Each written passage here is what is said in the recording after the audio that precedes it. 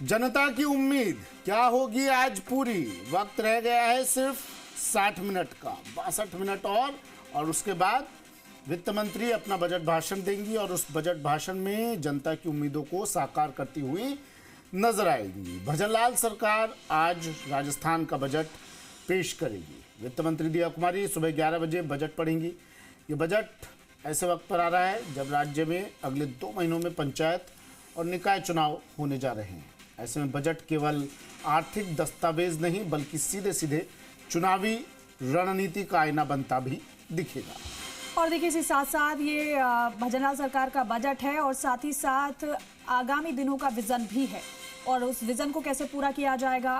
Target तो बड़ा रखा जा रहा है लेकिन कोई भी बड़ा टारगेट पूरा करने में मुश्किलें भी तमाम होती हैं और मुश्किल है सुमित सरकार के सामने।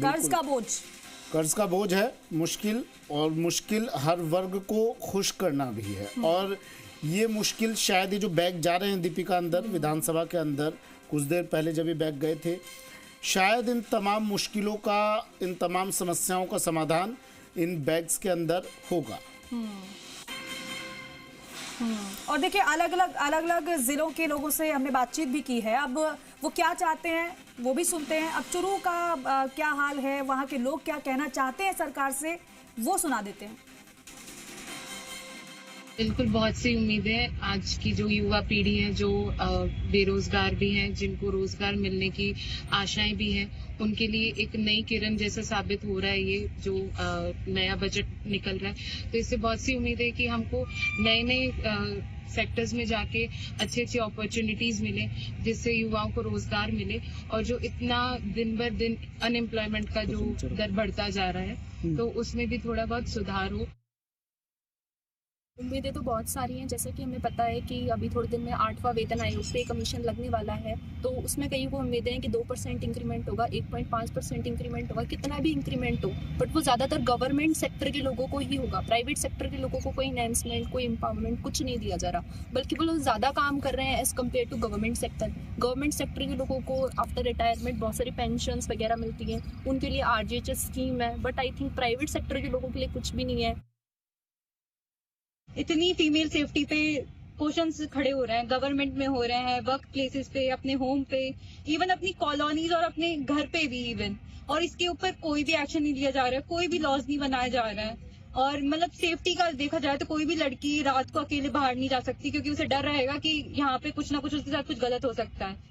तो मैं चाहती हूँ कि अगर बजट पास हो रहा है तो फीमेल सेफ्टी पे भी कुछ चीजें लागू करी जाए, कुछ एक्शंस लिए जाए, और ये बजट से हो सकता है। बहुत सारी चीजें बदली जा सकती है जिसकी वजह से एकदम से तो कुछ नहीं होगा, बट वो होता है ना बटरफ्लाई इफेक्ट, कि थोड़ा सा कुछ करेंगे तब जाके आगे फ्यूचर में चीजें बेहतर होंगी।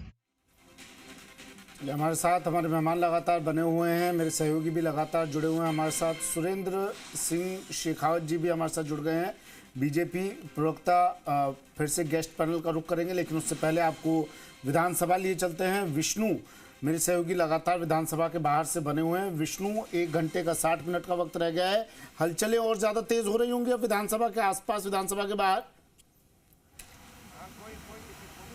बिल्कुल सुमित, 1 घंटे का वक्त बचा है, या यूं कह सकते हैं कि 1 घंटे से भी कम का वक्त बचा। 58 मिनट है जब राजस्थान की जो आगे आने वाली तस्वीर है वो सामने आएगी बजट को इस रूप में।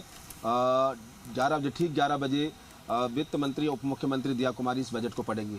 अभी थोड़ी देर पहले हलचल हुई कि विधानसभा अध्यक्ष आने वाले हैं और उस विधायकों के पहुंचने का सिलसिला शुरू होने वाला है कुछ देर बाद में, कुछ क्षणों बाद, और उसके बाद धीरे धीरे मंत्री और तमाम जो लोग हैं वो यहाँ पर पहुँचेंगे। 10:30 बजे के आसपास जो उप मुख्यमंत्री है, जो अपने पिटारे में कुछ जनता के लिए लेकर आएंगे, वो यहाँ पर पहुँचेंगे। वो तस्वीरें भी हम साफ दिखाएंगे। मुख्यमंत्री भजनलाल शर्मा भी पहुँचेंगे यहाँ पर 11:15 बजे के आसपास। वो तस्वीरें भी हम जनता तक पहुँचाएंगे क्योंकि कहीं ना कहीं आज पूरे प्रदेश के जो जनता की उम्मीदें हैं या आशाएं हैं वो यहाँ से जुड़ी हुई है। वो ठीक यहाँ पर उनका देखना है उन्हें कि क्या उनके भाग्य में या उनके सरकार से उनको क्या मिलने वाला है, वो यहाँ पर नज़ारा रहेगा। अभी कुछ देर पहले आप और दीपिका बात कर रहे थे कि निकाय और पंचायत चुनाव है वो उनको मद्देनज़र भी रखा जाएगा क्योंकि ठीक अभी कुछ देर बाद होंगे। आप देख सकते हैं कि लोगों के पहुंचने का जो विधायक और उनके पहुंचने का सिलसिला यहाँ पर शुरू हो रहा है और ये सिलसिला अब धीरे धीरे बढ़ेगा, क्योंकि लगातार जो 11 बजे आएंगे तो उसके बाद ये गौतम दत्त आपको दिखाई दे रहे हैं तस्वीरों में। गौतम दत्त पहुँचे हैं, सहकारिता मंत्री हैं, तो मंत्री विधायक तमाम लोग यहाँ पर धीरे धीरे पहुँचेंगे और ये चूँकि यहाँ पर सदन में जब जुटेंगे तो उसके बाद ठीक 11 बजे भाषण जो है वो शुरू होगा।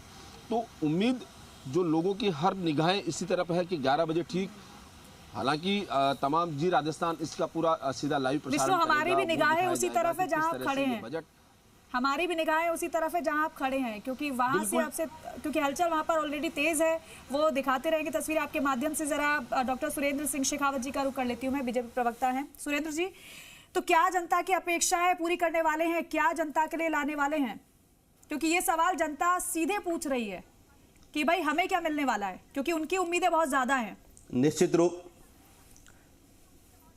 निश्चित रूप से भजनलाल सरकार का जो तीसरा बजट है, प्रधानमंत्री नरेंद्र मोदी जी की अपेक्षाओं, उनके विजन और हमारी राजस्थान की सरकार की जो विकसित राजस्थान की कल्पना है उसको साकार करने की दिशा में एक बेहतरीन बजट आने वाला है। चाहे वो किसान वर्ग है, चाहे नौजवान वर्ग है, चाहे मजदूर है, चाहे महिलाएं हैं, व्यापारी है, उद्यमी है, एंटरप्रेन्योर है, सब के लिए कुछ न कुछ इस बजट में निश्चित रूप से रहने वाला है।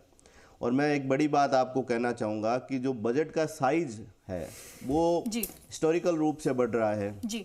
जो 2025-26 में 3.80 लाख करोड़ का बजट आया था और अब सब लोग मान के चल रहे हैं, एक्सपर्ट्स मान रहे हैं कि 5.70 लाख से लेकर 6 लाख करोड़ तक का बजट आना है जी।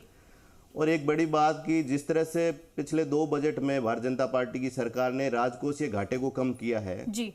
राजकोषीय घाटा हम लोग 1.6 पर पिछले बजट में लेके आए हैं। ये अपने आप में एक बड़ी बात है, वित्तीय अनुशासन दर्शाता है और सरकार की मंशा दर्शाती है कि किस तरह से हम जन सरोकारों के प्रति हमारी प्रतिबद्धता है।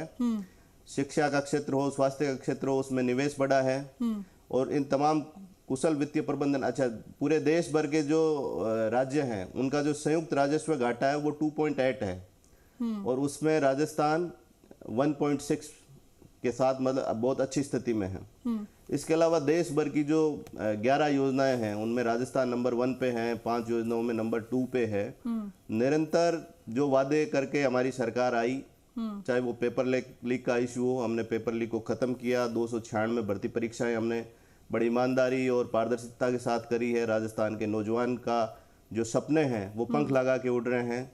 चाहे वो निजी क्षेत्र है, उस सेक्टर में भी रोजगार जनरेट हुआ है। राइजिंग राजस्थान के माध्यम से जो राजस्थान में इन्वेस्टमेंट लाने का काम हो जी सरकार ने किया है। सुरेंद्र जी, आप आंकड़ों के साथ बात कर रहे हैं, बहुत अच्छी बात है, बहुत अच्छी बात है। आंकड़ों के साथ आप बात कर रहे हैं क्योंकि जनता आंकड़ों को ही समझेगी। आपने बताया कि राजकोषीय घाटा थोड़ा सा कम हुआ है, लेकिन हम ये भी देख रहे हैं कि कर्ज भी बहुत लिया गया है। 133 बार 271 दिनों में 133 बार कर्ज लिया गया है और छोटे छोटे मामलों के लिए कर्ज लिया गया है। तो उसे क्या ऐसा विजन आप लोगों का तय है कि उसे आगे आने वाले समय में मेंटेन आप कर लेंगे? क्योंकि बार बार हम इस बात को कह रहे हैं कि भाई जो कर्ज है उसे चुकाने में ब्याज भी काफी ज्यादा सरकार को देना पड़ रहा है। जहां राजस्व आना चाहिए वहां ब्याज में जा रहा है पैसा। देखिए, जब 2018 में वसुंधरा राजे जी की सरकार गई उस समय राजस्थान पे जो कर्ज था वो 2.20 लाख करोड़ था और फिर 5 साल में अशोक गहलोत जी